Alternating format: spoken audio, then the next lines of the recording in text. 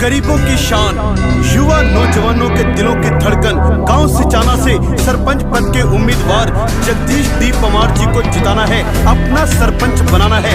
आपका बेटा जगदीश डी पवार चल पड़ा है मैदान में, आप सभी जनता जनार्दन के सम्मान में। मेरे भाइयों बहनों, गांव सिचाना से सरपंच उम्मीदवार जगदीश डी पवार, आपका बेटा, आपका भाई जगदीश डी पवार।